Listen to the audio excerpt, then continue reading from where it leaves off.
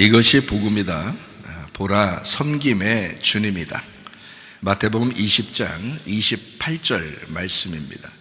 인자가 온 것은 섬김을 받으려 함이 아니라 도리어 섬기려 하고 자기 목숨을 많은 사람의 대속물로 주려 함이니라. 아멘. 복음을 다시 한번 설명하죠. 이사야 53장 5절 말씀입니다. 주님이 찔리신 것은 우리 허물 때문이요 주님이 상하신 것은 우리의 죄악 때문이라. 주님이 징계를 받음으로 우리가 평화를 누리게 되었고 주님이 채찍에 맞음으로 우리가 나음을 얻게 되었습니다. 고린도후서 6장 2절 말씀에 보면 보라 지금이라 은혜 받는 것도 구원 받는 것도 지금이라 이렇게 말했습니다. 과거에 여러분의 신앙생활이 어땠든 앞으로 어떨 것이든 중요한 게 아니라 지금 나는 어떤가, 지금 나는 은혜의 사람인가, 지금 나는 구원받을 사람인가 이렇게 보는 거죠. 예수님은 성령으로 잉태했습니다. 유월절 어린 양 예수님이 이 땅에 오셨는데 침례받으실 때 우리의 모든 죄가 예수님에게 넘어가고 그리고 광야에서 3가지 시험을 당하실 때 이기셨습니다. 3년 반 동안 아버지의 일을 충실히 하시다가 십자가 못 박혀 돌아가시면서 죄로 인해서 온 사망까지도 다 끝내셨습니다. 다 이루었다, 빚을 다 갚았다, 이제 이렇게 이야기를 하셨습니다. 예수님은 구원자가 되시고 치료자가 되시고 회복자가 되십니다. 그리고 우리와 영원히 함께 하겠다고 임마누엘 하겠다, 자기 이름이 임마누엘이다 이렇게 합니다. 어떻게 함께 하냐면 성령으로 함께 하시는 겁니다. 지금도 우리와 함께 하시는 겁니다. 이게 성령으로 임마누엘 하신다라는 그런 말씀이죠. 그래서 우리는 거듭나야 되고 다시 태어나야 된다는 말인데, 땅에서 태어난 사람들이죠 우리가 다. 그러나 하늘에서 다시 태어나야 된다, 이 말은 말씀으로 다시 태어나야 된다는 말입니다. 육체적으로 우리가 태어났지만 말씀으로 다시 태어나야 된다, 이런 말씀입니다. 사도행전 4장 12절 말씀 보니까 다른 이름으로서는 우리에게 구원받을 만한 이름을 주신 적이 없다라고 되어 있고요. 갈라디아서 2장 20절 말씀 보니까 그리스도의 믿음으로 말미암아 우리가 살게 될 것이다 라고 했습니다. 그러니까 우리 믿음은 변하지만 그리스도의 믿음은 변하지 않는 거죠. 베드로전서 1장 9절 말씀, 믿음의 결론이 영혼의 구원을 받는 것이다 라고 되어 있습니다. 누가복음 12장 20절 말씀 보니까 어리석은 사람은 자기 영혼이 어떻게 되는지를 잘 모른다 이렇게 이야기했어요. 자기 영혼에 대해서 영혼의 때를 잘 준비하는 사람이 지혜로운 사람이다 라는 얘기죠. 베드로전서 2장 25절 말씀에 영혼의 목자와 감독자가 예수님이시다. 그래서 우리는 예수님에게 돌아왔어요. 우리 영혼을 감독해달라고, 우리 영혼을 이렇게 목양해달라고 우리가 주님에게 온 것입니다. 그렇게 양육받은 사람들은 선한 청지가 되어야죠. 베드로전서 4장 10절 말씀입니다. 각각 은사를 받은 대로 선한 은혜를 맡은 선한 청지같이 서로 봉사해야 된다. 이것도 섬김이죠, 그죠? 서로 봉사하는 섬김, 이런 것입니다. 예수님의 그 섬김을 받은 사람이니까 우리가 다른 사람을 섬기는 거죠. 그게 봉사하는 거란 말이죠. 선한 청지같이 해야 된다, 선하게 해야 된다. 잠언 3장 7절 말씀이요, 스스로 지혜롭게 여기지 말지어다, 여호와를 경외하며 악을 떠날지어다. 이게 이제 하나님 말씀입니다. 그러니까 우리가 이렇게 스스로 지혜롭게 여기지 말고 하나님의 지혜를 받은 그런 사람들이 되어야 되겠죠. 고린도전서 10장 12절 말씀이요, 선줄로 생각하는 자는 넘어질까 조심하라. 우리가 교회 오래 다니다 보면 이 정도 믿음 생활하면 되지 않았을까 이렇게 생각하는 사람들도 있거든요. 근데 그럴 때 조심하라는 거예요. 오늘 교회 처음 나온 사람들이 우리가 배워야 될 사람일 수도 있는 거예요. 그러니까 오늘 교회 처음 나왔다고 해서 부족한 사람, 올해 교회 다녔다고 해서 대단한 믿음을 가진 사람 이렇게 볼 수는 없다는 겁니다. 그러니까 올해 교회 다녔을수록 자기가 섰다고 생각하거든요. 내가 서 있구나, 내가 이 정도면 됐지, 이렇게 생각하는 사람들이 꽤 있거든요. 근데 그러면 조심해야 해요. 선줄로 생각하는 자는 넘어진다. 계속 앞으로 전진해 나가야 돼요. 오늘도 한 걸음 나아가야 될 지금의 사람이니까 겸손해야 되겠죠. 또 앞으로 한 걸음 나가야 될 그런 사람이니까 또 겸손해야 되겠죠. 이렇게 계속 나가야 되니까 그런 얘기죠. 우리 성경은 어떻게 되어 있다고요? 머리, 목, 몸, 다리로 이루어졌다. 머리는 하나님의 비밀입니다. 하나님의 비밀인 그리스도예요. 하나님의 비밀인 그리스도를 깨닫고 구원받은 사람이 목이라고 하는 침례나 세례를 통해서 그리스도의 비밀인 교회로 모이게 됩니다. 교회로 모이게 돼서 서로 하나가 되는데, 이 건강한 교회가 되려면 두 다리로 이렇게 움직여야 되겠죠. 그래서 두 다리로 움직이는 거를 우리가 이제 다리로 움직인다, 운동한다, 이런 말이죠. 그래서 기도와 말씀으로, 예배와 선교로, 거룩함과 사랑함으로 이렇게 두 개로 자꾸 움직이는 것을 이야기하는 거죠. 전도와 제자 훈련으로. 우리가 이제 구원받았으면 어떻게 해야 되냐면, 구원받으면 예배로 인도하시거든요. 하나님이 구원받으면 예배로 인도해요. 그럼 예배로 인도하는 목적이 뭐냐면 하나님을 알게 하기 위해서입니다. 하나님 잘 알게 하는 목적은 그리스도 안에서 몸이 서로 하나가 돼서 서로 연결하고 서로 하나가 되게 하려고 하나님은 하나님을 알게 하는 거거든요. 하나님이 예를 들어서 하나님이 이 사람도 하나님, 저 사람도 하나님, 저 사람도 하나님, 저 사람도 하나님인데 하나님이 분리가 안 된 것이 아니잖아요. 하나님은 하나거든요. 하나님은 그렇기 때문에 서로 다 하나예요. 이거를 알게 하는 것이 영의 말씀입니다. 그러니까 교회가 서로 그 실천을 하는 거거든요. 가정도 서로 이게 실천을 하는 기관이거든요. 우리가 그 하나님의 하나됨, 그 사랑을 실천하는 곳이 가정이고, 교회도 마찬가지예요. 하나님의 그 사랑, 하나님의 하나됨을 실천하는 곳이 바로 교회예요. 그렇게 교회, 그리스도의 몸된 교회로 하나 되게 만드는 것이 하나님의 목적이기 때문에요. 말씀을 듣게 하고 믿음을 갖게 해서 구원을 받게 합니다. 구원을 받게 하면 이 사람이 예배를 드리러 참석하게 돼요. 예배를 참석하게 되면 그러면 이제 하나님을 자꾸 알려주죠. 알려주는 것은 가정과 교회가 서로 하나 돼서 서로 사랑하라, 이제 이렇게 완성하라는 말이거든요. 그러니까 교회 오면은 참 좋은 말을 많이 합니다. 사랑하라는 말을 가장 많이 할 거예요. 교회가, 그죠? 사랑하라는 말을 가장, 이게 예수님의 그 세 계명이거든요. 서로 사랑하라, 이게 예수님이 주신 세 계명이에요. 성경에 있는 구약의 사랑은 하나님 사랑, 이웃 사랑이고요. 신약에서 예수님이 우리에게 주시는 세 계명은 서로 사랑하라, 그런 말씀이거든요. 그러니까 다 사랑이에요. 성경은 사랑의 책입니다. 사랑의 책.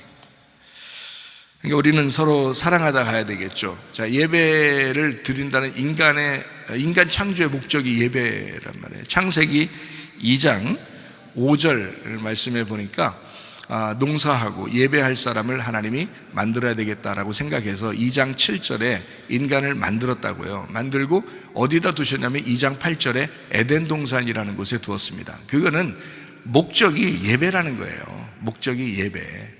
그래서 예배를 성공하는 사람이 인생 성공한 것입니다. 예배를 실패하게 되면 인생 사는 그 목적을 실패한 거예요. 그래서 예배를 제대로 잘 못 드리잖아요. 그러면은 인생 자체가 허무하게 된 거예요. 그러니까 산 의미가 없어진 거죠. 우리가 살아있는 의미, 살아가는 의미, 이것은 예배입니다. 그래서 예배 드렸다, 뭐 예배 때 뭐 엄청나게 내가 무슨 일 했다, 이게 아니라 예배를 드렸다, 그 자체예요. 그게 그 자체가 농사고 그 자체가 예배고, 그게 우리 목적대로 살아간 거예요. 인간을 만드신 목적대로 살아간 거예요. 그러니까 예배가 더 많으면 좋겠죠. 예배가 더 많으면 좋겠는데, 시간이 정해져 있는 시간에 모이고 그 외에는 자기 스스로 개인적으로 가정에서 또는 직장에서 학교에서 예배를 드리는 거예요. 그 삶이 또 예배가 되는 거예요. 그래서 모이는 거는 이렇게 한 번씩 모이고 그 다음에 흩어져서 자기의 삶의 예배를 드리는 거죠. 그러니까 모이는 이 예배에 실패를 하게 되면 그 삶의 예배가 실패하게 되거든요. 삶의 예배가 실패하게 되면 모이는 예배가 또 실패하게 되는 거예요. 왜냐면 밖에서 혼자 있는데 맨날 거짓말 치고 교만하고 음란하고 이런 사람이 모였다고 해서 예배가 됐을까요? 아니죠. 그 상태에서 거짓말도 안 하고 교만하지도 않고 욕심도 안 부리고 이런 거짓말도 안 하고 이런 사람들이, 음란하지도 않고 이런 사람들이 모여서 그 예배를 드리는 것이 예배, 진정한 예배잖아요. 그러니까 예배는 음란하게 드리는 것도 아니고 거짓말로 드리는 것도 아니고 교만하게 드리는 것도 아니고 욕심을 내면서 드리는 것도 아니란 말이에요. 그러니까 예배 자체는 우리의 삶이 녹아져서 일리 오는 거거든요. 그러니까 거룩한 사람이 모이고 진실한 사람이 모이는 거고 겸손한 사람이 모이는 거고 욕심이 없는 사람이 모여서 이 모였다가 흩어지는 그 자체가 예배라고요. 뭐 엄청난 일을 여러분이 해서 예배가 아니고, 교회 와서 뭐 별로 큰 일 안 하잖아요. 여러분이 예배 드릴 때 말씀 듣고 기도하고 찬양하고 가잖아요. 근데 그 자체가 어떤 사람이냐, 삶에서 그런 예배를 드리는 사람이 한번 모이기도 하고 이렇게 모여서 예배를 드렸다라고 하는 것, 그 자체가 중요한 것이다. 그 자체가 진실한 예배였다라고 하면 밖에 삶에서도 어떻게 되겠어요? 진실하겠죠, 겸손하겠죠, 욕심 부리지 않겠죠, 겸손하겠죠. 그런 삶을 살아간다는 거죠.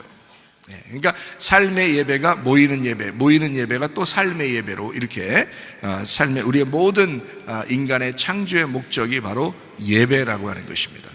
예배가 성경에서 목적이에요. 요한복음 4장 23절 24절의 말씀, 하나님은 영이시니까 예배하는 사람 어떻게 예배한다고요? 영과 진리로 예배하게 된다, 이렇게 말씀하고 있습니다. 그런 사람을 하나님이 찾으신다는 거죠. 디모데전서 4장 5절 말씀과 기도로 거룩해진다라고 했습니다. 거룩한 건 어떻게 해요? 말씀과 기도예요. 말씀을 들음으로 구원받은 사람이 예배를 통해서 하나님을 알게 하고, 그리고 그 거룩한 사람들이 서로 사랑하는 거, 이게 교회거든요. 그리고 가정들이거든요. 교회에 소속된 가정들, 정말 중요합니다. 저는요, 성경 전체에서 가장 중요한 단어를 찾는다면, 물론 전체에서 하나의 단어를 찾는다면 사랑이에요. 그게 성경의 목적이니까 사랑이거든요. 근데 우리가 생각할 때 가장 중요한 단어를 두 가지를 이야기하라고 한다면, 저에게 얘기하라고 한다면 가정과 교회입니다. 이게 가정이 그렇게 중요한 거예요. 그러니까 가정에서 예배가 실패하면 안 되고요, 교회에서의 예배를 실패해서는 안 되는 겁니다. 이것만 잘 이루어지면 우리의 삶에서 모든 것이 아름다워져요. 모든 것이 다 천국이 됩니다. 가정이 왜 이런 말 있죠?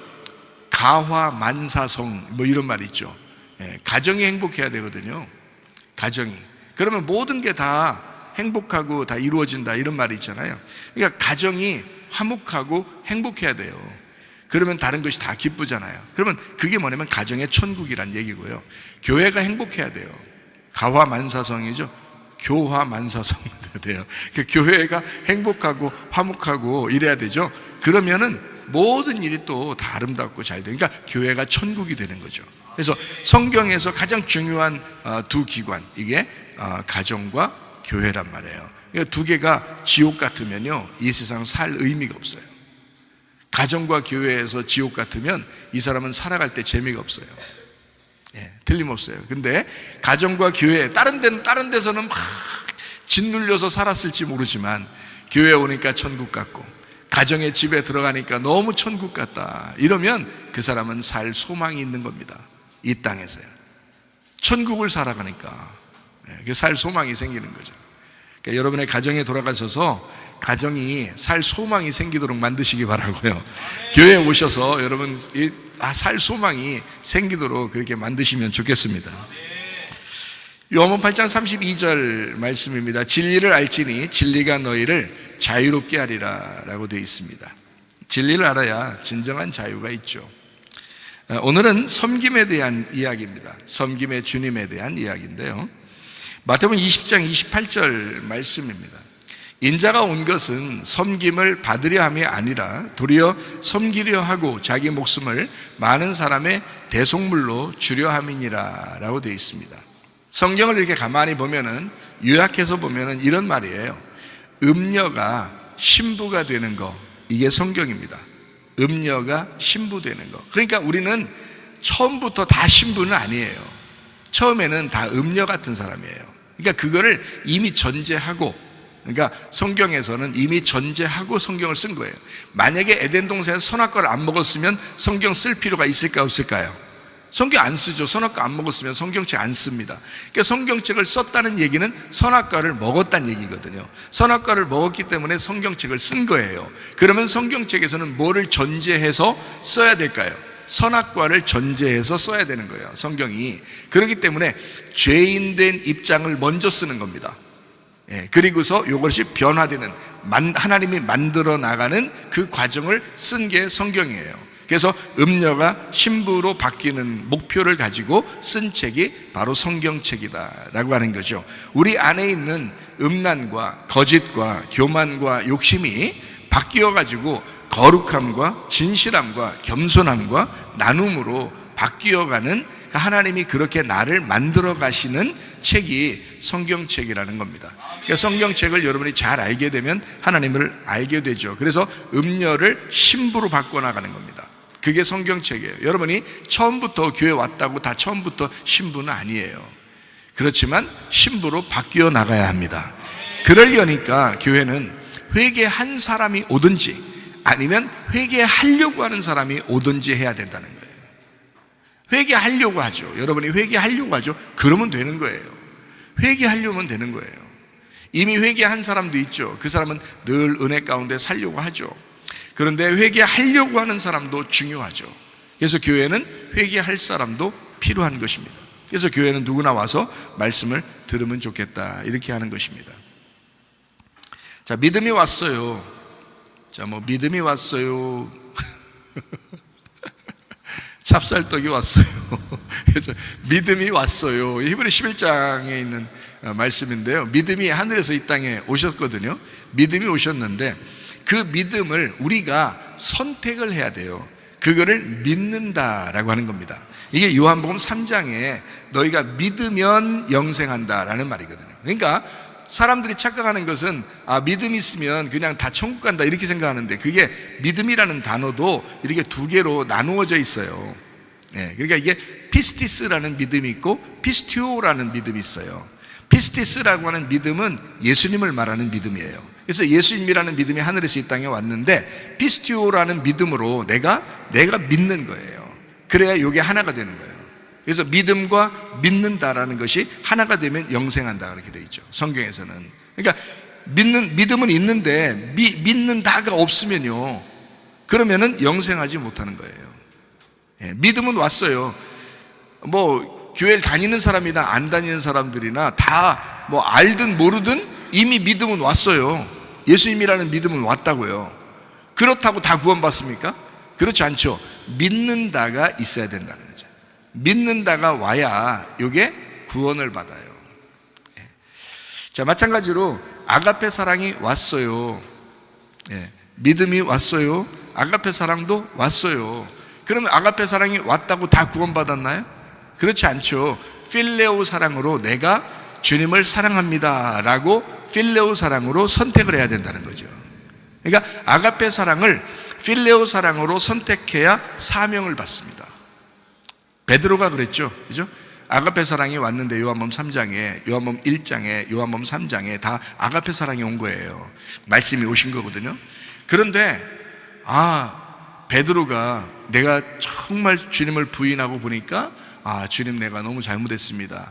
그리고 주님, 내가 정말 속에는 사랑하는데요 하면서 사랑을 고백하는 요한복음 21장에 필레오 사랑을 고백하니까, 그러니까 주님께서 내 양을 먹여라, 내 양을 쳐라, 내 양을 먹여라, 이렇게 사명을 주시잖아요. 그러니까 우리의 선택도 중요한 거죠. 인간은 다 자유의지가 있거든요. 선택하느냐 안 하는 거는 다 자기에게 달려 있어요. 기도를 하느냐 안 하느냐 다 자기에게 달려 있습니다. 찬양을 하느냐 안 하느냐, 예배를 드리느냐 안 드리느냐 다 자기에게 달려 있어요. 하나님에게 달려 있으면 하나님이 다 하시죠. 우리가 살 필요가 뭐 있어요? 그냥 가만히 있으면 되는데. 그런 게 아니거든요. 우리가 선택을 할 때, 우리가 동사로 내가 움직여서 그걸 선택을 할 때 이 믿음과 사랑이 완성되는 거예요. 나한테 완성되는. 이미 내가 없어도 사랑과 믿음은 완성이 됐어요. 완성인데 나에게 완성이 돼야 되잖아요. 그러니까 그 믿음과 사랑을 내 속에 끌어들여서 내 속에서 완성을 시키는 것이 필레오 사랑이라는 얘기고요, 피스티오라는 믿는다라는 말입니다. 그러니까 내가 얼마나 중요하냐, 내가 스스로 그것을 선택하냐. 내가 기도해야 된다, 내가 예배해야 된다, 내가 주님을 사랑해야 된다. 이것은 우리 쪽에서 해야 된다고요. 그래야 서로 쌍방간에 그 사랑이 이루어지고 쌍방간의 믿음이 이루어지는 거죠. 그래야 구원받았다라고 말씀하는 겁니다. 자, 생명이 왔어요. 생명이 왔는데 그 생명을 내가 어떻게 해야 돼요? 선택해야죠. 요한복음 1장에 보면 생명이 왔다. 말씀, 생명, 빛, 진리, 어린 양 되시는 예수님이 이 땅에 오셨다. 그게 생명이거든요. 그럼 생명을 내가 어떻게 해야 돼요? 선택해야죠. 신명기 30장에 내가 선택해야죠. 생명을 선택하라. 주님도 그렇게 말씀하시죠. 예. 생명이 오면 뭐예요? 내가 선택하지 않으면 소용없죠. 그러면 사망이 오는 거죠. 생명을 선택해야죠. 그래서 내가 예수를 믿는다라는 말이 굉장히 중요하고요. 내가 생명을 선택한다라는 말이 중요한 거고요. 내가 교회 예배드리러 간다라는 말이 굉장히 중요한 것입니다. 예, 내가 선택하는 거거든요. 내가 선택하는 거. 그러니까 여러분의 선택에 의해서 교회에 온 거예요. 우리 교회 뭐 자동차 돌리고 뭐 이러지 않잖아요. 알아서 오시는 거거든요. 물론 가실 때는 좀 힘드시면은 좀 이렇게 운전도 해드리고 이렇게 하시는 분들이 서로 있지만 올 때는 다 각자 오거든요. 예. 그러니까 선택에 의해서 오는 거예요. 그러니까 얼마나 감사하냐고요. 예. 억지로 하지 않습니다. 억지로 시키는 것도 아니고요. 다 선택에 의해서 하는 것입니다. 우리가 믿는 그 믿음을 선택한다고 하는 것은 행함이잖아요. 나의 행함. 그 행함으로 믿음이 온전하게 된다는 거예요. 너 믿었다는 것이 너 믿음이 온전하게 된다. 너의 행함으로. 그게 야고보서 2장의 말씀입니다. 야고보서 2장. 예. 그러니까 믿는다고 하는 그 말하는 사람들이 말만 믿는다는 사람 되게 많거든요. 교회 다니다 보면 그런 사람들 꽤 있잖아요. 그런데 행함이 나타날 때 그게 진짜 믿음이 있구나라는 것을 알게 된다는 거죠. 다니엘서 3장 18절 말씀입니다. 그렇게 하지 아니하실지라도 왕이여 우리가 왕의 신들을 섬기지도 아니하고 왕이 세우신 금신상에게 절하지도 아니할 줄을 아옵소서. 그리 아니하실지라도의 그 믿음, 다니엘의 세 친구가 가지고 있던 믿음입니다. 그 사람들은요, 거대한 왕국, 그때 당시에 바벨론 세상, 세계를 제패하고 있는 그 바벨론 세상의 그 왕국에서도 타협하지 않는 믿음을 소유한 사람들이었습니다. 그리 아니하실지라도, 내가 죽는다 할지라도, 용광로 속에 집어넣는다 할지라도 왕이시여 우리는 왕의 신상에 절하지 않겠습니다. 우리는 하나님만 믿는 사람입니다. 세상과 타협하지 않는 사람, 타협하려고 하지 않는 사람, 하나님을 믿겠다는 그 신의를 지키는 사람. 다니엘 3장에 다니엘의 세 친구, 다니엘 3장 다니엘 세 친구. 다니엘 6장 10절 말씀해 보니까요, 다니엘이 조서에 왕의 도장이 찍힌 것을 알고도 자기 집에 돌아가서는 윗방에 올라가 예루살렘으로 향한 창문을 열고 전에 하던 대로 하루 3번씩 무릎을 꿇고 기도하며 그의 하나님께 감사하였더라. 사람들이요, 하던 대로가 잘 안 되거든요. 하던 대로가 잘 안 돼요. 예. 막 교회에서 이렇게 합시다 아멘 막 하려고 해요. 그러다 좀 있으면 잘 안 돼. 또 왜 그럴까요? 하던 대로가 잘 안 돼요. 하던 대로는 자기 스스로 해야 되거든요. 다니엘이라는 사람하고 다른 사람하고 좀 다른 점이 뭐냐면, 다니엘은 고집스러운 루틴, 패턴이라는 게 있었다. 신앙 패턴을 가지고 있었다. 이 사람은요, 하루 3번씩 생활 습관적으로 반복하는 믿음을 가지고 있었다는 겁니다. 생활 습관적으로. 이게 뭐 누가 시켜서 잠깐 하는 정도가 아니고 계속 루틴, 생활 패턴이 그랬다는 거죠. 하루 3번씩 계속 기도하는 패턴을 가지고 있더라. 이 사람이요. 이건 누가 시켜서가 아니잖아요. 사자굴에 집어넣는다고 해도 그냥 하는 거예요. 왜? 생활 패턴이니까. 이게 루틴이죠. 참 거룩한 루틴이죠. 거룩한 생활 패턴입니다. 여러분, 누가 시켜서 기도하지 말고, 누가 시켜서 예배드리지 말고, 누가 시켜서 봉사하거나 누가 시켜서 섬기지 말고, 하나님과의 관계 때문에, 하나님을 사랑하기 때문에 하는 사람, 믿음의 패턴을 가진 사람, 신앙생활에 그 루틴이 거룩한 루틴을 가진 사람, 하나님의 새 친구와 다니엘과 같은 사람. 저는요, 한번 이런 생각을 해봤어요. 다니엘의 세 친구가 용광로에 들어갔잖아요. 근데 하나님이 살려주셨잖아요. 다니엘이 사자굴에 들어갔잖아요. 근데 하나님이 살려줬잖아요. 그러면 여러분 생각해 보세요. 여러분은 용광로에 진짜 믿음 지키려고 용광로 들어갈 수 있겠는가? 사자굴에 여러분 믿음 지키려고 여러분 사자굴에 들어가라고 한다면 여러분 들어갈 수 있겠는가? 당장 오늘 예수 믿는 사람들은 용광로 속에 들어가라, 예수 믿는 사람들은 오늘 사자굴에 들어가라 하면 여러분 할 수 있겠느냐고요. 우리 교회에 있는 사람들 어떻습니까? 할 수 있습니다. 그 정도는 할 수 있습니다. 아니 누가 선발 주자가 중요한 거지, 선발 주자만 한 명만 제대로 딱 들어가면요 다 들어가요. 뒤에 따라서 그냥 반 이상은 들어갑니다. 적어도 교회들마다 반 이상은 들어가요. 그 정도는. 이해가 되십니까? 용광로에 들어가라 그러면, 사자굴에 들어가라 그러면, 예수 믿는 것 때문에 하라 그러면요 반 이상은 들어가요. 그냥 따라 들어가기 때문에 들어가요. 그 정도는요. 그런데 더 중요한 게 있습니다. 오늘부터 하루하루 거짓말 한 번도 치지 말아야 되고, 욕심 한 번도 부리지 말아야 되고, 잘난 척 한 번도 하지 말아야 되고,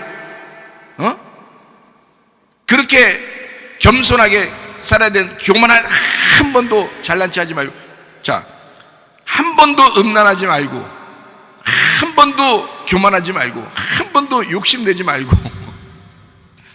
한 번도 거짓말 치지 말고 이렇게 살으라고 한다면, 오늘 하루, 내일 하루 그렇게 살으라 한다면 여러분 어때요? 지키기 쉬워요? 차라리 용광로 한 번 들어가는 게 나아. 그렇죠? 차라리 사자굴에 한 번 들어가는 게 나아. 한 번은 끝나니까. 그건 한 번으로 끝나잖아요.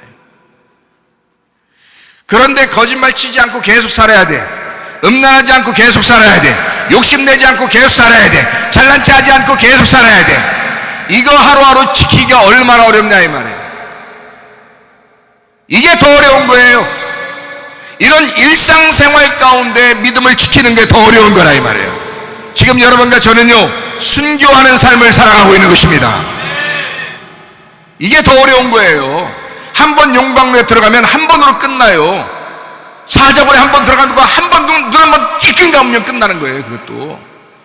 근데요 두 눈 부릅뜨고 계속 하루하루 거짓말 치지 아니하고, 교만하지 아니하고, 욕심 부리지 아니하고,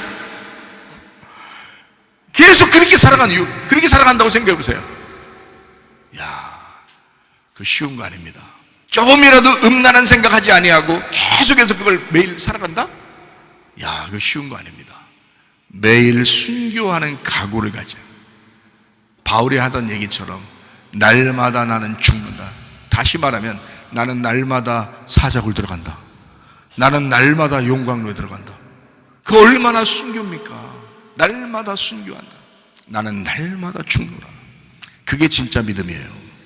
그게 진짜 믿음이야. 근데 한 번으로 끝나는 믿음이 아니고 계속해서 그걸 지켜낼 수 있는 믿음, 나의 믿음을 끝까지 주님 때문에 유지할 수 있는 믿음, 그 거룩함을 유지하고 겸손함을 유지하고 진실함을 유지하고 욕심 부리지 아니하는 것을 유지할 수 있는 그 믿음, 예수님이 나의 주인이기 때문에 그걸 유지하는 믿음, 날마다 순교하는 믿음, 날마다 죽는 믿음, 이게 진짜죠. 그게 진짜입니다. 한 번 용광로 들어가고 한 번 사자굴 들어가는 거는 어렵지 않아요. 몇 명만 들어가면 같이 따라 들어갑니다. 교회 다니는 사람들이. 마지막 순교할 때도 아마 그런 일이 벌어질지도 몰라요. 그런데 그건 그렇게 어려운 게 아닙니다. 크게 준비하지 않아도 몇 명 들어가면 같이 가게 돼 있어요. 그 죽음도. 그런데 문제는 그 전에 지금 우리의 삶이 어떠냐, 지금 우리는 순교하는 마음을 가지고 살아가고 있는가. 지금 우리는, 다니엘은 고집스러운 신앙생활, 고집스러운 루틴, 패턴을 가지고 신앙생활했다. 다니엘의 세 친구도 마찬가지. 고집스러운, 그들만의 어떤 고집스러운, 그리 아니하실지라도 그런 믿음을 그들이 소유했다. 그 사람들은 아마 날마다 날마다 기도하고 날마다 말씀으로 살았을 거예요. 그 자신들을 지키기 위해서. 지금 시대는 그게 훨씬 더 어렵습니다. 날마다 지킨다는 게 그게 훨씬 어려워요. 그게 진짜 예배 아닌가? 그게 진짜 우리 신앙인들 아니냐 이 말이에요. 그게 진짜라고요. 어영부영 뭐 내가 그 시대 되면 내 믿음을 죽기를 각오하고 주여 내가 순교하겠습니다 뭐. 야, 지금 잘해. 지금 너 거룩해야 돼. 지금 너 진실해야 돼. 지금 욕심 부리지 마. 지금 교만하지 마. 겸손해야 돼. 잘난 체 하지 마. 지금 선줄로 생각하는 자는 넘어질까 조심하라. 날마다 하루하루 걸어갈 수 있는, 주님과 동행하는 그런 삶을 사셔야 합니다. 우리가 어떤 믿음으로 살아가야 할 것인지 결정해야 된다. 다니엘서 12장 2절 3절에 보면 세 종류의 인간이 나옵니다. 세 종류의 사람이요. 이거는 성경이니까 성경은 세 종류의 사람을 그리스도 안에서 한 걸음 한 걸음 나아가는 믿음 있는 사람에 대한 세 종류를 설명하고 있습니다. 이것은요, 세상 사람처럼 생각한다면 네 종류의 사람이죠. 바다에 있는 사람, 그게 하나 더 추가되죠. 세상적으로 보면 바다에 있는 사람까지 합해서 네 종류의 사람이 되는데, 성경적인 사람은 세 종류입니다. 바다에서 올라와 가지고요 애굽에 정착한 사람, 가나안 땅 가기 위해서 광야에 정착하는 사람, 그리고 가나안 땅에 정착하는 사람, 이렇게 세 종류가 있습니다. 애굽에 있느냐, 광야에 있느냐, 아니면 가나안 땅에 있느냐. 다시 말하면 바다에 있는 사람은 세상 사람이고요, 뜰에 있는 사람이냐, 아니면 성소에 있는 사람이냐, 지성소에 있는 사람이냐. 노아 방주로 말하면 1층에 있는 사람이냐, 2층에 있는 사람이냐, 3층에 있는 사람이냐. 밖에 바다 물에 죽는 사람 말고 그건 세상 사람이고, 1층에 있는 사람이냐, 2층에 있는 사람이냐, 3층에 있는 사람이냐, 이렇게 세 종류의 사람이 있다는 거죠. 다니엘서 12장 2절 3절은 그걸 설명해 주고 있습니다. 땅의 티끌 가운데서 자는 자 중에서 많은 사람이 깨어나 영생을 받는 자도 있겠고, 수치를 당하여서 영원히 부끄러움을 당할 자도 있을 것이며, 지혜 있는 자는 궁창의 빛과 같이 빛날 것이요, 많은 사람을 옳은 대로 돌아오게 한 자는 별과 같이 영원토록 빛나리라. 이렇게 되어 있습니다. 여기 보니까 세 종류의 사람이 나오죠. 첫 번째는 어떤 사람입니까? 2절에 보니까 자는 자 중에 영생을 얻는 자가 있다라고 했습니다. 영생을 받는 자. 이건 뭐냐면요, 이집트를 떠나서, 애굽을 떠나서 예배를 드리기 위해서 광야로 나온 신앙생활 하는 사람들이에요. 신앙인들. 그러니까 여러분이 세상을 떠나서 교회 와서 예배 드리는 자들이란 말이에요. 예배 드리는 광야에 있는 사람들.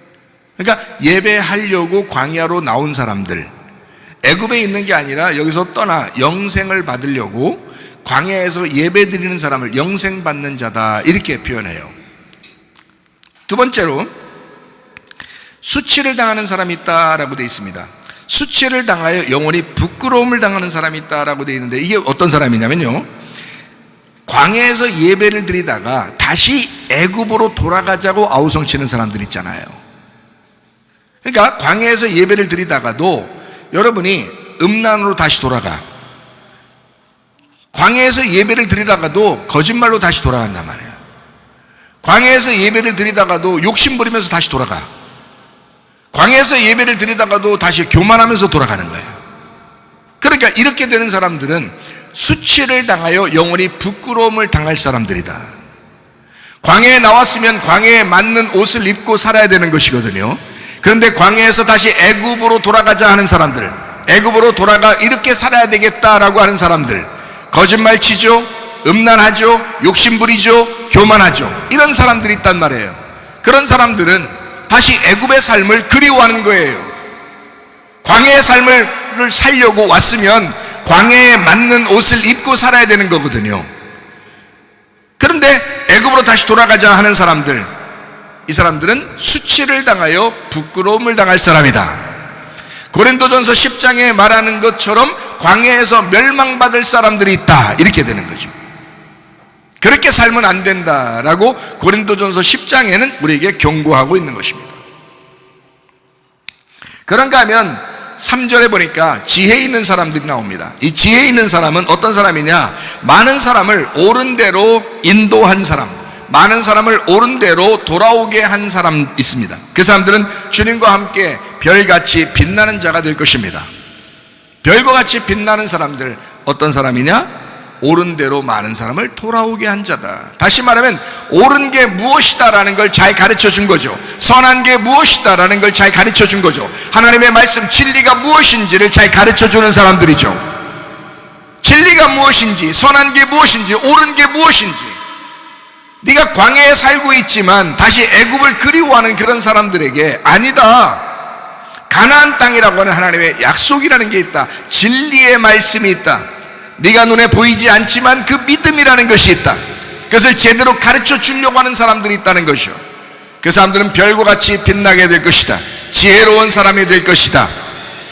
주님과 함께 동행하면서 별과 같이 빛나는 사람들이다. 어떤 사람이 되기를 원하십니까?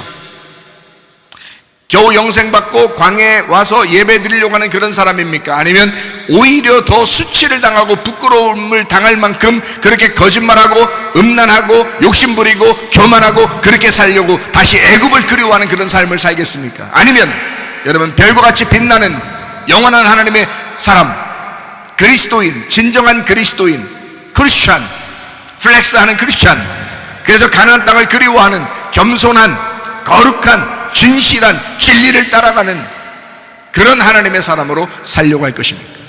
어떻게 살려고 여러분이 하십니까? 교회 나온 사람들이요, 예배 드리는 사람들이요, 이렇게 세 번째의 사람처럼 별과 같이 빛나는 사람들 되시기를 바랍니다. 성경에는 생명책에 기록된 사람이 있고 사망책에 기록된 사람이 있습니다. 성경은요, 자, 성경을 보면은 생명책과 사망책이 있는데 이 성경책 자체가요, 성경책이 우리를 구원하기도 하지만 이 성경책이 우리를 심판하기도 합니다. 그러니까 여기서 심판받을 사람이 되면은 여러분은 사망책에 기록된 것이고요, 여러분이 구원받을 사람이 되면은 생명책에 기록된 것입니다. 예수님 시대 때는 예수님과 함께 있는 사람은 구원을 받았어요. 그런데 예수님을 대적하는 사람도 있었다. 그게 바로 바리새인들이다. 똑같은 시대에 살고 있는데 예수님과 함께 사는 사람이 있는가 하면 바리새인과 함께 사는 사람이 있다는 거죠. 그러니까 예수님과 함께 있는 생명책에 기록된 사람이 있는가 하면 바리새인들과 함께 있는 사망책에 기록된 사람이 있다는 거예요. 어디에다 기록되고 싶어요? 성경에, 여기 성경책 속에 아브라함의 이름이 나의 이름이 돼야 되고요, 이삭의 이름이 나의 이름이 돼야 되고요, 야곱, 이스라엘의 이름이 나의 이름이 돼야 되는 것입니다. 네. 예수님 하나님의 아들의 이름이 나의 이름이 돼야 된다는 거죠. 그러면 여러분 생명책에 기록된 거예요. 이 성경책을 말하는 것입니다. 생명책이라고 하는 것은 하나님의 말씀을 얘기하는 거예요. 너희가 생명책으로 보고 있느냐, 이 하나님의 말씀 속에 있는 그 이름들이 너의 이름이냐, 너는 그 사람의 이름으로 살아가고 있느냐, 그게 생명책에 기록되는 거거든요. 막연히 그냥 교회 다니다가 천국 가면 거기에 생명이라고 써있는 어떤 금박으로 돼 있는 거기에 이름을 막 내 이름이 거기에 써 있다고, 또 거기 또 어떤 사람 또 여기서 또 잘못해가지고 또 이름이 지워지고 있다고 또 이런 얘기를 듣고, 뭐 그럴 수 있죠. 그렇지만 내가 알기로는 이 성경책에서 가르치고 있는, 내가 알기로는 이 성경책이 생명책이 되는 것입니다. 이 속에 있는 하나님의 사람들이 나와요. 광야에 멸망하는 사람들이 있는가 하면 같은 시대에 여호수아와 갈렙 같은 사람이 있습니다. 이 여호수아와 갈렙은 생명책에 기록된 사람들이고요, 광야까지 나왔지만 거기에서 사망의 책에 기록되는 사람이 있다. 이 광야의 사람들이에요. 광야에 멸망하는 사람들, 어느 이름으로 살아갈 것이냐 이거예요. 여호수아와 갈렙처럼 생명책에 기록되시기를 바랍니다. 이런 사람들이 돼야 천국 간다는 거예요. 그러니까 나는 여러분에게 거짓말 칠 수가 없어요. 그냥 괜히 간지러운 귀나 긁어주고 그렇게 좋은 말이나 해주고 그렇게 할 수는 없습니다. 우리가 힘들고 어렵지만, 좀 죽는 것 같지만, 매일 순교하는 그런 삶을 사는 것 같지만, 그래도 각오하고 결심하고 내가 믿는다가 돼야 되고, 나의 필레오를 주님께 고백해야 되고, 그렇게 행함으로 믿음을 완성해야 된다 이 말입니다. 그래야 생명체에 기록된다는 거죠. 여러분과 제가 이렇게 믿음을 소유했으면 행함으로 나타나야 된다. 가늠한 여자가 있었습니다. 요한복음 8장에 보면 가늠한 여자가 있고 서기관들과 바리새인들이 있었습니다. 서기관들과 바리새인들은 가늠한 여자를 죽이려고 했던 거고, 가늠한 여자는 그 자리에서 죽음을 각오하고 앉아 있었던 사람이었습니다. 예수님을 만나기 전까지는. 예수님을 만났어요. 근데 이 가늠한 여자는 어디 갈 데가 없어요. 이미 서기관들과 바리새인들로부터 버림당한 여자입니다. 돌을 하나씩 다 들고 있습니다. 던지기만 하면 죽는 거예요. 그러니까 이 여자가 붙들 수 있는 건 아무것도 없어요. 희망 건 아무것도 없습니다. 그때 예수 그리스도가 그 여자의 희망이 되셨습니다. 예수 그리스도가 내가 네 편 돼줄게, 내가 너의 편 돼줄게, 내가 네 편 들어줄게, 그러면서 이 여자의 편을 들어줍니다. 어떻게 편을 들어주냐면 다른 사람들에게 이야기합니다. 죄 없는 놈이 한번 이 여자를 죽여봐라, 죄 없는 사람이 한번 돌을 던져봐라 얘기합니다. 이 여자가 얼마나 뜨끔했을까요? 이 여자는 죽음을 각오하고 지금 난 죽었구나라고 거기서 빨개 벗겨서 거기 앉아있는 사람, 현장에 잡혔으니까 빨개 벗겨져 가지고 이제 수치스러움과 부끄러움은 이제 더 이상 부끄러워 어떡하지, 이런 게 없어요. 이미 다 까발려진 여자예요. 도망갈 데가 없습니다. 더 이상 숨을 데도 없습니다. 그런 여자 거기에 앉아 있습니다. 근데 예수님이 그 여자의 편을 들어줍니다. 서기관들과 바리새인들이 돌을 하나씩 들고 있다가 예수님이 죄 없는 놈이 한번 돌로 쳐봐라 했더니 그걸 다 돌을 내려놓습니다. 그리고 다 도망가 버립니다. 예수님이 물어봐요.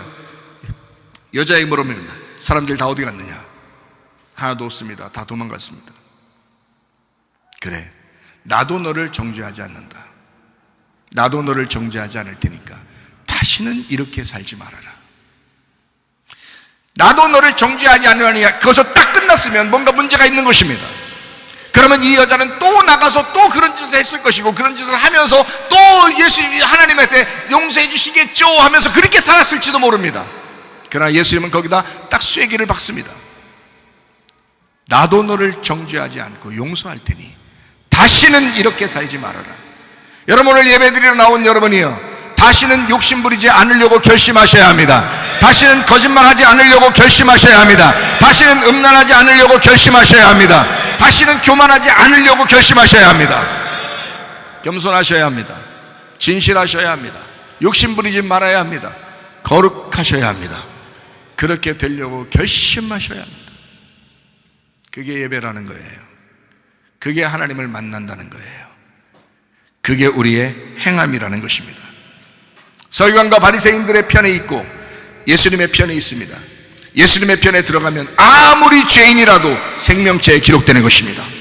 그러나 바리새인들과 사두개인들의 바리새인들과 서기관들의 편에 들어가면요, 아무리 그들이 열심히 선한 일을 많이 했어도 사망의 책에 기록되는 것입니다. 이해가 되십니까? 성경은 생명체에 기록되느냐 아니면 사망체에 기록되느냐 하는 것입니다. 여러분의 이름이 생명체에 기록되기를 바랍니다. 죄인으로서 주님을 만나는 사람이 있고 의인이라고 자처하지만 심판받을 사람도 있습니다. 그러니까 다른 사람을 정죄하려고 하지 마세요. 다른 사람을 비난하고 비판하려고 하지 마세요.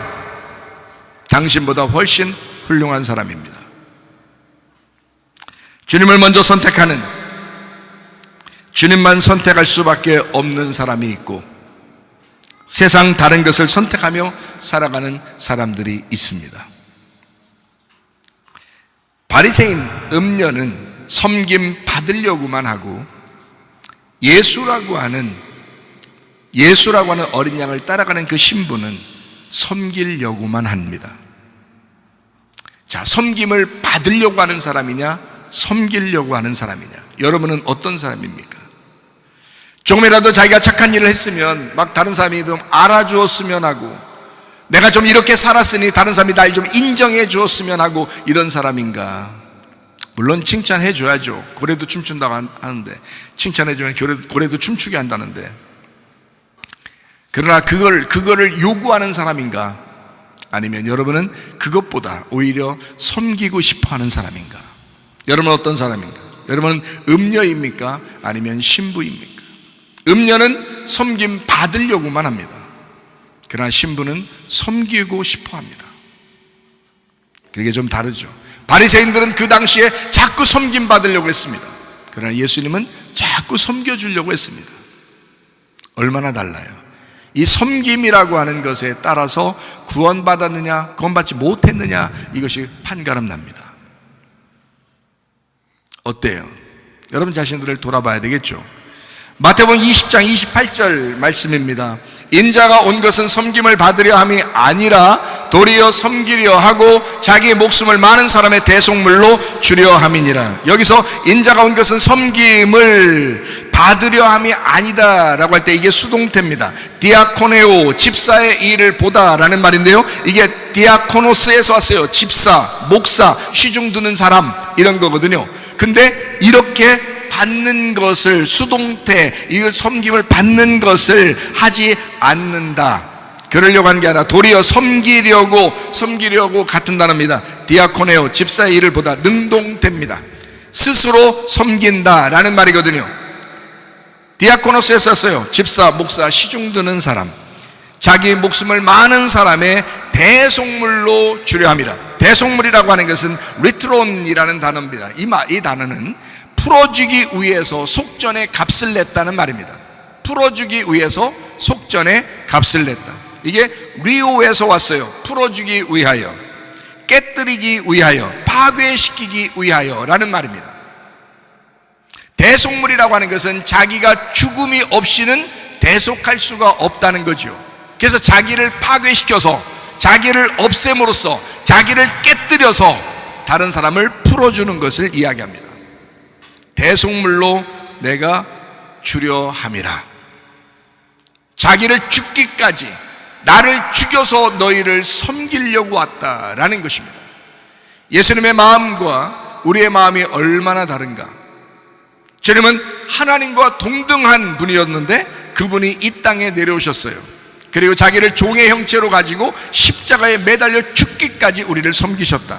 이게 빌립보서 2장에 나와 있는 말씀이거든요. 주님은 섬기려고 왔다. 예수님의 섬김이라고 하는 것은 그냥 섬기는 게 아니었어요. 이것은 죽음을 가진 십자가의 섬김이었다. 여러분이 섬기려고 할 때 어떤 마음으로 섬깁니까? 좀 다른 사람에게서 인정받으려고 섬기는 것입니까? 그건 십자가의 섬김이 아니죠. 십자가의 섬김이라고 하는 것은 자기를 대속물로 주는 것입니다. 자기를 죽기까지 복종하는 것입니다. 이것이 십자가의 섬김이라고 하는 거예요. 예수님의 섬김을 어떤 사람들은 제자들의 발을 씻어준다라고 하는 것으로 착각하는 사람들이 있습니다. 이게 요한복음 13장에 서로 사랑하라는 계명을 주시면서 주의 만찬을 합니다. 그리고 발 씻어주거든요. 발 씻어주면서 주님이 서로 이렇게 너희들도 사랑해야 된다, 이렇게 섬겨줘야 된다라는 그런 의미예요.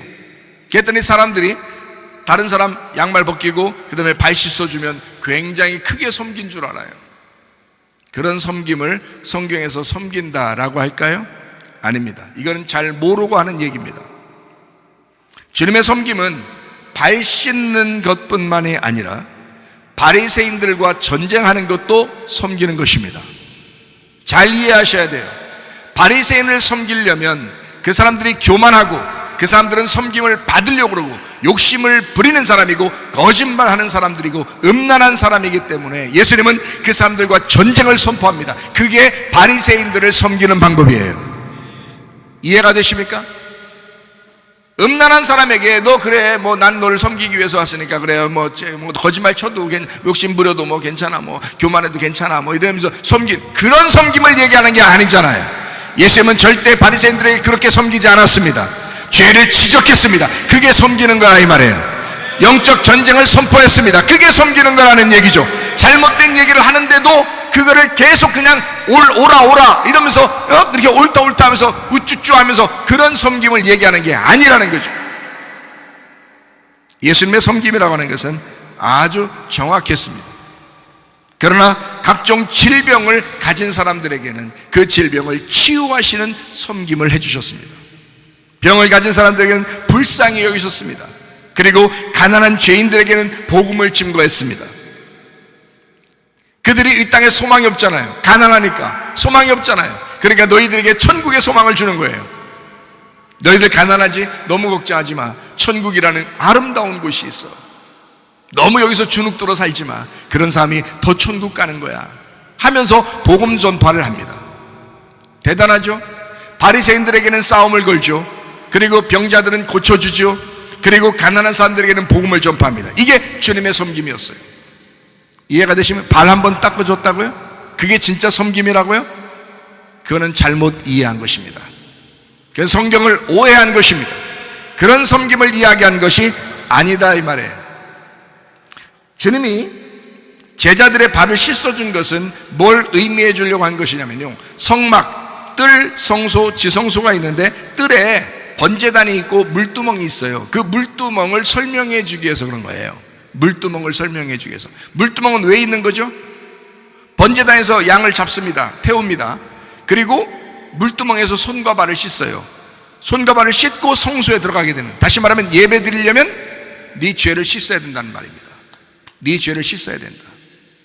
서로 죄를 용서해 주고 서로 죄를 씻어야 된다, 이걸 얘기하는 거예요. 그것을 섬김이라고 얘기한 것입니다. 그걸 사랑이라고 얘기한 거예요. 저는 여러분, 우리 교회에 와서 여러분이 다 손을 씻기를 바랍니다. 여러분의 죄를 다 씻기를 바랍니다. 이런 말도 있죠. 세상에서 이런 말도 있죠. 야, 손 씻었냐? 이런 말도, 뭐 이렇게 세상에서 좀 힘께나 쓰고 이런 사람들도 나 손 씻었어 이런 얘기도 하죠. 손 씻었냐? 회개했느냐 이 말이에요. 회개했느냐? 이제 주님의 사람으로 살아가려고 준비하고 있느냐? 회개한 사람이냐 아니면 회개하려고 하는 사람이나, 적어도 그 정도의 사람이 돼야 거룩한 성소에 들어가 예배를 드릴 수 있는 것입니다. 이해가 되셔요? 그래서 발 씻으라고 해준 거죠. 서로 그 더러운 부분, 그 먼지나 있는 부분들을 덮어주고 물로 씻어주고 말씀으로 씻어주고 사랑해줘라, 그런 의미죠. 여러분 이해 가십니까? 그것이 섬김의 모든 것이라고 해서 사람들은 발 한번 씻어주면 나 저 사람 굉장히 많이 섬겼어, 이렇게 생각하는 사람들이 있을 때 착각입니다. 그런 의미 아니에요. 성막에 있는 물두멍을 설명해 주는 말씀입니다.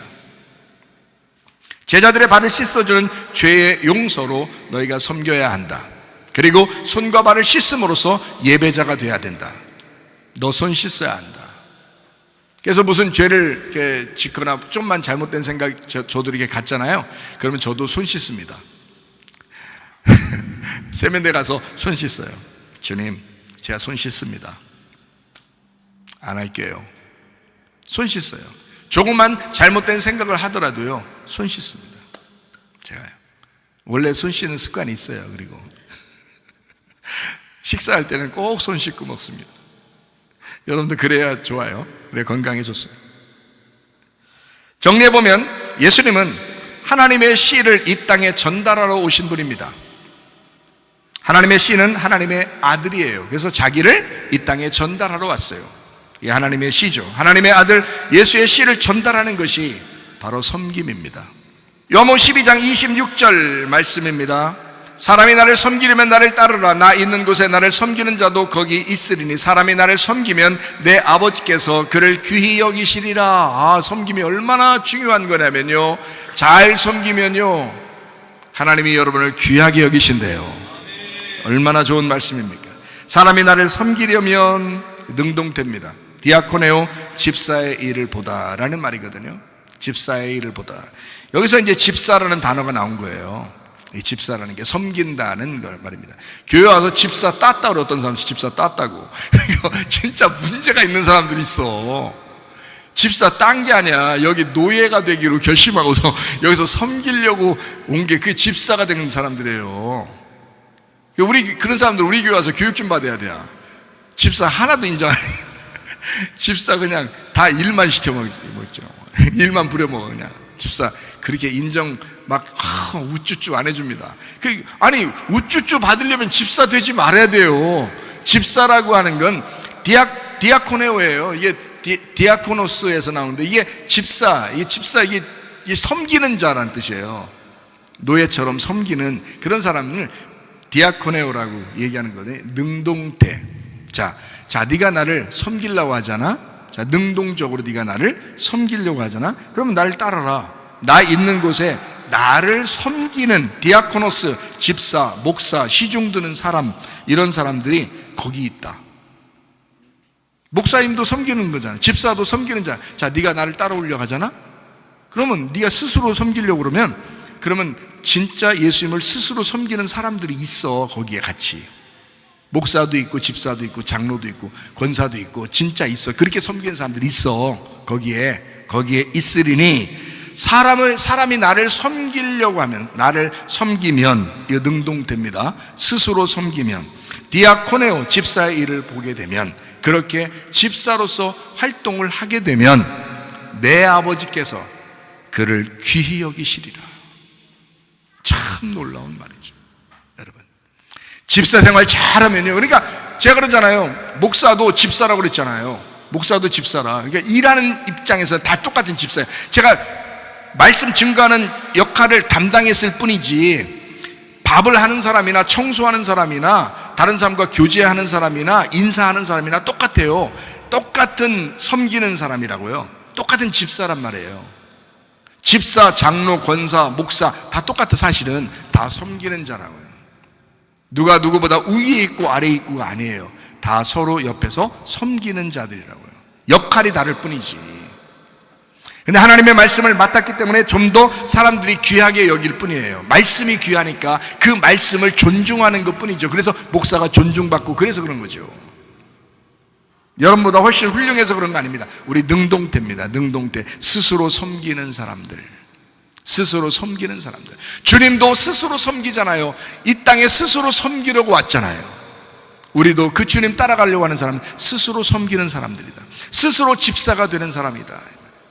스스로 집사 되려고 하는 사람들이다. 우리 성경 하나만 읽고 오늘 오전에 마치도록 하겠습니다. 출애굽기 4장 2절부터 4절까지 말씀입니다.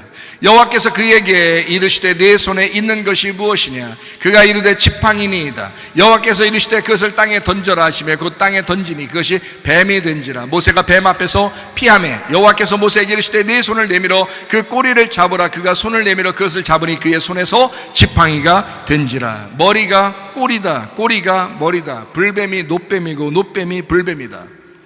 하나님의 이름으로 창조된 하나님의 형상, 하나님의 DNA를 가진 사람들이 진리 안에서 착함으로 하나님의 아름다움 안에서 살아가게 되어 있었거든요. 근데 인간이 범죄합니다. 인간이 선악과 때문에 범죄하니까 머리가 꼬리가 되기 시작한 것입니다. 머리가 꼬리가 되기 시작한 거예요. 그래서 이 꼬리가 된 사람, 자기가 꼬리라고 여기는 사람들은 다시 하나님이 일으켜 세워주시는 거고요. 자기가 머리라고 계속 머리 쳐들고 사는 사람들은 그냥 뱀새끼로 사는 거고요. 이렇게 되는 거예요. 하나님의 DNA를 파괴했습니다. 인간이 범죄함으로 하나님의 DNA가 파괴되고 거짓과 악함과 그 징그러움으로 살아가게 되어 있다. 인간들이 교회를 다니는 사람도 마찬가지입니다. 그래서 교회 다니는 사람들에게 어떤 사람은 이런 얘기도 하죠. 믿음보다 더 중요한 것은 인간성이다. 그 사람이 어떠하냐 굉장히 중요합니다. 그의 조상 쪽부터 내려오던 그 사람들의 인물들을 보면 그 압니다. 이 사람이 어떤 사람이냐, 이 집안이 어떤 집안이냐 대충 나와요. 답이. 자, 인간의 범죄 때문에, 선악과의 범죄 때문에 하나님의 DNA가 파괴되니까 사람이 거짓하고 음란하고 욕심을 부리게 되고 교만하고 자기가 머리 쳐들고 징그럽게 악함으로 살아가게 된다. 짐승의 이름으로 창조된 인간들, 땅에서 짐승의 이름으로 선악과 먹고 창조된 인간들의 그 형상이 짐승의 자식들로 형상으로 살아가다가 파괴가 됩니다. 이것이 파괴가 되게 되면 예수님의 그 죽음으로 꼬리가 다시 머리가 되게 돼 있다 이 말이에요. 그게 성경이에요. 이것을 하나님의 섬김이라고 하는 것입니다. 사람의 섬김으로는 될 수가 없어요. 자, 머리를 만들어 놨더니 머리가 선악과 먹고 꼬리가 됐어요. 이 꼬리가 된 것이 다시 예수 그리스도의 그 죽으심으로, 머리가 꼬리가 돼서 죽으심으로 다시 머리로 회복시키는 거, 이게 하나님의 창조의 질서다. 그래서 하나님의 DNA를 회복하는 것입니다. 여러분, 인간들은 다 그래, 세상 사람들은 다 그러던 걸, 이건 이렇게 말하는 사람은 굉장히 어리석은 사람입니다. 우리는 하나님의 창조의 질서를 회복하려고 하는 사람들이에요. 하나님의 창조의 그 DNA를 회복하려고 교회에 나와서 예배드리는 사람들입니다. 세상 사람들의 인간성으로 살아가는 것이 아니라 우리는 전혀 다른 초월적인, 하나님의 초월적인 DNA로 살아가려고 하는 사람들이라 이 말이에요. 그러므로 세상 사람과 같아서는 안 됩니다. 우리는 세상 사람과 같은 사람이 아니라 세상에 어울리는 옷을 입는 것이 아니라 하나님에게 어울리는 옷을 입고 사는 사람들, 그리스도의 사람들, 주님은 섬김의 모델이 되셨습니다. 섬김의 주님이 부족한 사람들을 섬길 때 그 섬기면 섬길수록 더 인정받게 되는 역사, 가식적이거나 외식적인 섬김이 아니라 진정한 내면의 섬김, 예수 그리스도의 그 진실한 섬김, 그 주님을 따라가는 사람들은 능동적으로 그렇게 진실하게 섬기다가 주님 만나는 것입니다. 주님과 동행하다 주님 만나시기를 바랍니다.